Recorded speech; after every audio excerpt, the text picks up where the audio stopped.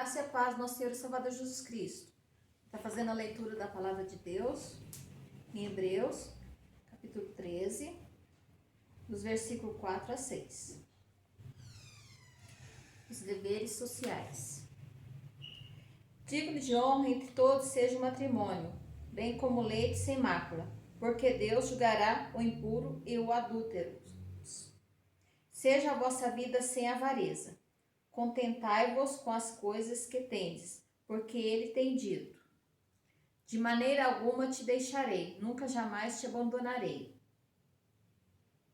Assim afirmemos confiantemente: o Senhor é o meu auxílio, não temerei. Que me poderá fazer o homem? Amém. Amém, irmãos? Hoje nós vamos falar sobre um casamento honrado. Será que essa instituição chamada matrimônio ainda tem honra? Afinal de contas, nós podemos observar que nessa era pós-modernista, a família, nos padrões estabelecidos por Deus, tem sido açoitada e assolada por muitas pessoas que têm proposto modelos alternativos de família, modelos alternativos de felicidade, mostrando que o casamento ele tem um prazo de validade, como se fosse um produto do supermercado, onde um casamento dura 2, 3 anos. Raros são os casamentos que duram. Poucas são as comemorações de bodas de ouro, bodas de brilhante. Por quê? Porque nós podemos ver que nós estamos vivendo numa sociedade onde esse modelo pós-modernista de sociedade, de família, está falido. Mas o modelo tradicional, o modelo estabelecido por Deus de família, de casamento, é o ideal ainda para a felicidade, para o bem-estar do homem e também da mulher. Por isso, nós falaremos sobre um casamento honrado. Casamento honrado não é uma obra de ficção, mas pode ser uma realidade na minha e na sua vida. O autor de Hebreus vai falar isso. Ele vai falar de um casamento honrado. Como é o casamento honrado? O casamento honrado aqui é claramente mostrado pelo autor de Hebreus. Primeira coisa que ele vai dizer que um casamento honrado, ele tem que ser um casamento digno. Sim, para que um casamento seja honrado, ele tem que ser digno. E hoje nós podemos ver que há muitas brigas entre casais por causa das suas diferenças. Há muito marido difamando a mulher, difamando a família da mulher e vice-versa. Há muitas reclamações e logo o casamento não dura. Mas aqui ele vai dizer, o casamento tem que ser digno de honra. O que ele quer dizer com isso? Ele está querendo dizer o seguinte, que o marido tem que ser digno da mulher e a mulher tem que ser digna do marido. Em que sentido? O marido tem que fazer por merecer a mulher que tem. E a mesma coisa é a mulher. Será que você, marido, que às vezes tanto reclama da sua mulher, que ela engordou, que ela às vezes fala tanto na tua cabeça, que ela não faz uma comida correta, você que reclama tanto, será que você é digno dela? Será que você tem feito por merecer? É lógico que no casamento há muitas diferenças. Mas, para que haja um bom julgo, para que não haja julgo desigual, é necessário que um compreenda o outro. É necessário que um faça por merecer o outro. Afinal de contas, o nosso companheiro e a nossa companheira se chama o quê? Cônjuge. O que é cônjuge? é com o jugo. O marido e a mulher levam as cargas da família juntos. E essas cargas têm que ser divididas, mas também os méritos são divididos. É necessário compreensão de um para com o outro. É interessante observar que quando nós casamos pelas virtudes do companheiro ou da companheira. Assim que você começa a namorar lá a sua esposa, caro marido. Você, porque acha bonita, acha uma mulher virtuosa e assim por diante. Mas o casamento só é mantido pela capacidade que cada um tem de tolerar os defeitos uns dos outros. Por isso, para o casamento ser honrado, um tem que ser digno do outro. A cada dia, marido, você tem que fazer por merecer a esposa que você tem. E a cada dia, esposa, você tem que lutar, dando o seu melhor, como mulher virtuosa, como mulher de Deus, para fazer por merecer o marido que você tem. Afinal de contas, quando Adão chega para Deus e fala assim, a mulher que tu me destes. Irmão, o casamento é estabelecido por Deus. Deus tem preparado um companheiro, uma companheira para cada um de nós. Por isso que a Bíblia fala, quando Deus une, nem o homem nem ninguém pode separar. Seja digno do seu marido, seja digno da sua mulher, caro marido, cara esposa. Segunda coisa que ele vai observar aqui, segunda coisa que ele vai dizer aqui, ele vai falar do leito sem mácula. É interessante nós observarmos que o casamento começa lá na lua de mel. Bom, mas com o passar dos anos vem as discussões, vem as brigas, e aí o marido vai para o sofá e assim por diante. Não é assim que se resolve os problemas. Os problemas são resolvidos no leito sem mácula. Leito sem mácula significa um leito de fidelidade. O marido tem que ser fiel à esposa e a esposa tem que ser fiel ao marido. Mas leito sem mácula significa sinceridade, sem mancha, sem mentira, sem falsidade. O casamento, para ser honrado, ele tem que ser um casamento de pessoas fiéis. Primeiro devemos ser fiéis a Deus. Quando o homem é fiel a Deus, ele vai ser também fiel aos filhos, fiel à esposa, fiel à família da esposa. Ele vai ser sempre fiel. Mas se ele não é fiel a Deus, ele nunca vai ser fiel a nada e nem ninguém. Nem ao patrão, nem ao cachorro, nem ninguém. Nem muito menos à esposa. Seja fiel. Por isso é que Jesus Cristo fala lá na parábola dos talentos, quando ele fala dos servos que negociaram os seus talentos, ele vai dizer, bom, servo bom e fiel, foste fiel no pouco, sobre o muito te colocarei, entra no gozo.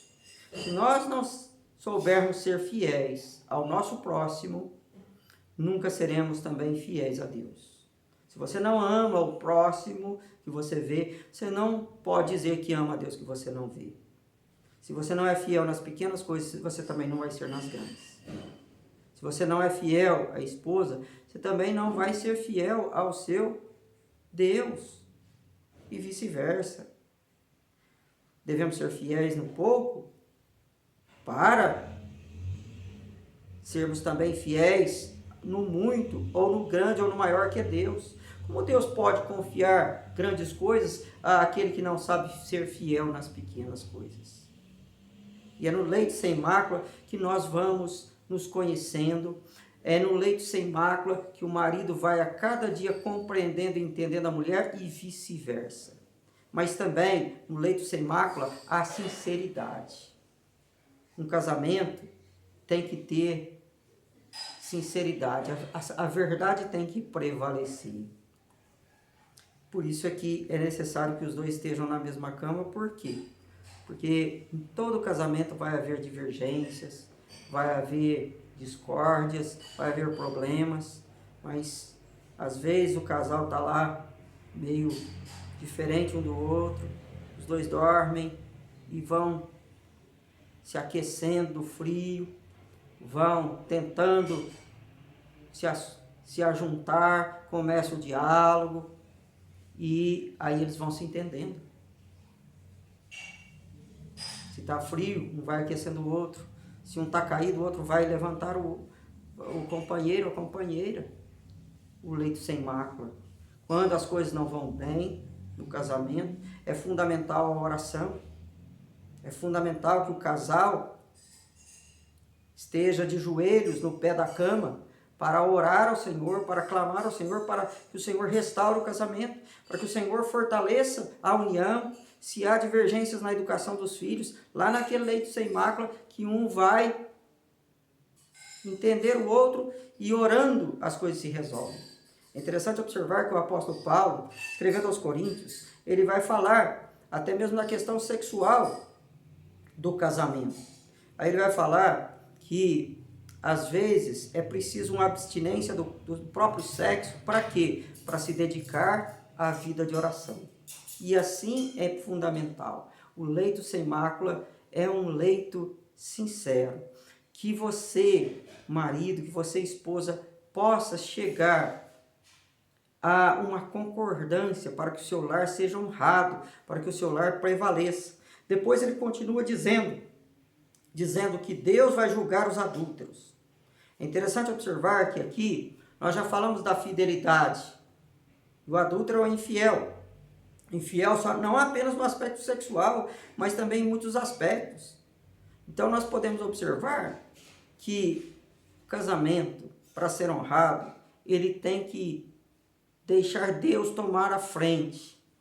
E o servo ou o marido fiel, ele tem que, antes de tudo, aprender a temer ao Senhor. A mesma coisa é a esposa tem que ser temente a Deus. Por quê? Porque vai chegar o dia em que todos nós haveremos de prestar contas a Deus. O que diz a palavra? Deus vai julgar todos os adúlteros, mas também vai julgar os assassinos, os mentirosos, os idólatras, os fofoqueiros e assim por diante. Vai chegar o dia em que todos nós haveremos de comparecer no tribunal de Deus e cada um vai dar conta dos seus atos.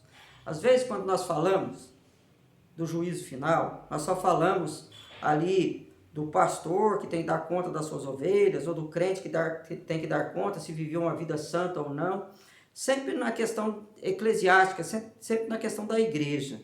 Mas a questão de termos que prestar contas a Deus é em todos os aspectos, inclusive no casamento. Nós, maridos, quando nós chegarmos na presença de Deus, nós vamos ter que dar conta da nossa casa, nós vamos ter que apresentar a Deus o nosso relatório, e Deus vai julgar se fomos ou não bons maridos. A mesma coisa a esposa, o pai, a mãe e os filhos. O casamento, para ser honrado, tem que ter o temor do Senhor. Deus está sempre à frente. Por isso que o temor do Senhor é o princípio de toda a sabedoria, e a humildade precede a honra. Por isso que, se você quer ser honrado, se humilhe na presença de Deus, aprenda a servir a Deus, aprenda a temer a Deus, para que você possa ser honrado e ter um casamento honrado. E isso é fundamental. E até mesmo aqui na terra, Deus está de olho. Deus dá uma boa esposa para nós, Deus dá um bom marido para as esposas, Deus nos dá filhos maravilhosos, mas nós temos a missão de cuidar deles.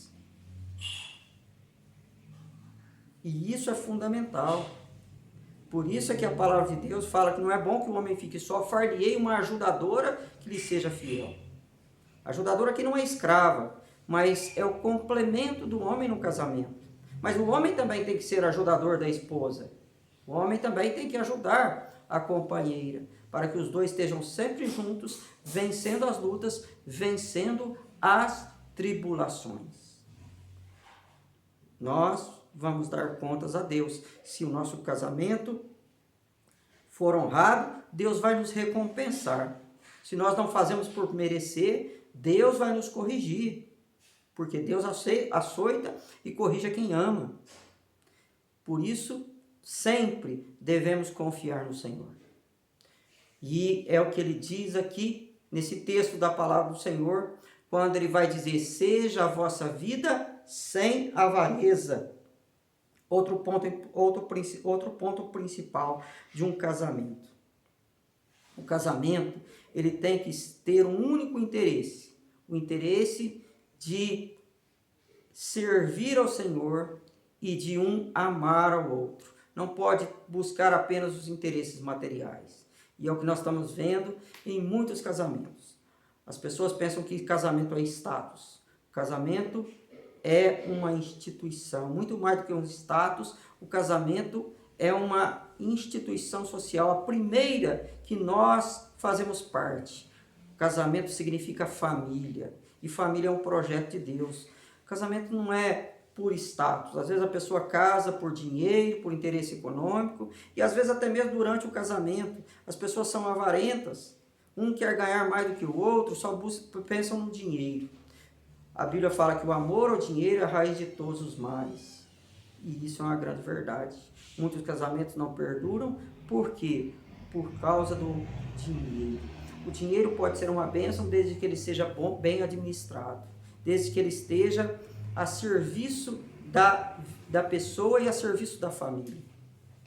Mas ele pode se tornar uma maldição quando as pessoas amam mais o dinheiro do que amam a Deus, do que amam a esposa, do que amam o marido, do que amam os filhos.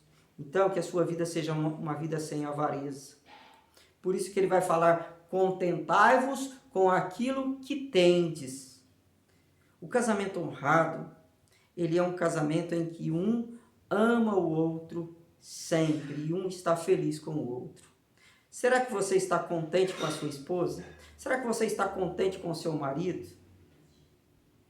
Nós temos que valorizar o que é nosso. O brasileiro tem essa mania de valorizar só o que é do outro. O outro país é melhor. O outro carro é melhor do que o meu. A outra esposa é melhor do que a minha. Não, você tem que valorizar o que você tem. A Bíblia diz que nós devemos nos contentar. E a Bíblia fala, grande fonte de lucro é o contentamento junto com a piedade. Você tem que amar a sua esposa e ficar feliz com ela, porque o Senhor a te deu. Porque o Senhor preparou uma esposa para você. Assim como Deus preparou Eva para Adão, Deus preparou a sua esposa para você, meu caro marido. Para que você possa ver que aquela mulher é carne da sua carne, osso dos seus ossos. Por que existe tantos divórcios? Jesus Cristo vai falar para o escriba, por causa da dureza de coração das pessoas. Mas nem sempre foi assim. E depois Jesus Cristo vai falar que os dois têm que ser uma só carne. E o que Deus uniu, o homem não pode separar. Seja feliz com a sua esposa, seja feliz com o seu marido. Não existe marido nem esposa perfeito, mas existem maridos e esposas aperfeiçoados pelo Senhor. Deixa Deus trabalhar na vida, no coração do seu esposo, mulher, para que ele venha aceitar Jesus Cristo. E a mesma coisa você, marido. Seja feliz com o seu companheiro, com a sua companheira e faça-o feliz. Outra coisa que ele vai dizer: o Senhor não deixa, o Senhor não desampara. Porque Ele é o nosso auxílio. Quando um casamento é honrado, o Senhor põe a mão. O Senhor dirige. Quando um casamento é honrado, Deus não deixa, Deus não desampara. E é isso que nós temos que observar. O casamento ele é pautado em muitos desafios. No casamento há muitas lutas, muitas tribulações, a casa está sujeita a muitas tempestades. Mas de uma coisa nós temos que ter certeza. Quando o Senhor edifica a casa, Ele não abandona a casa. É o Senhor que é o pilar mestre do nosso casamento. É o Senhor que sustenta, é o Senhor que fortalece. E o Senhor está sempre ao nosso lado, porque o anjo do Senhor acampa ao redor daqueles que o temem e os livra. Um casamento honrado, ele foi estabelecido pelo Senhor.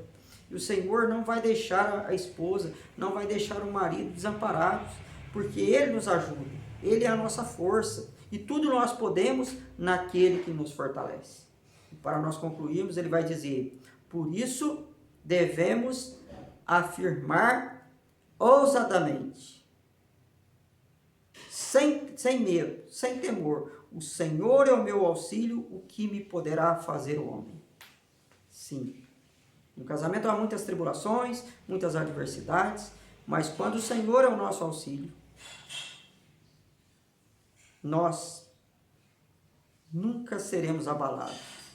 Nem o homem, nem Satanás, nem as novelas da Globo, nem ninguém, nem o coronavírus poderá separar um casamento, um casal que vive na presença de Deus. Quando o Senhor une, ninguém pode separar. Por isso que nós possamos enfrentar os desafios da família, os desafios do casamento juntos, sempre com honra, porque quando a casa está unida, quando o Senhor fortalece a casa, o homem, as tribulações não poderão abalar esse casamento. Por isso, meu caro marido, minha cara esposa, que você possa sempre viver sem medo, como diz o autor de Hebreus aqui, e viver com confiança, porque o justo viverá pela sua fé. Que Deus te abençoe e Deus te guarde. E que a graça do Senhor Jesus Cristo, o amor de Deus e a comunhão do Espírito Santo seja com todos vós. Amém.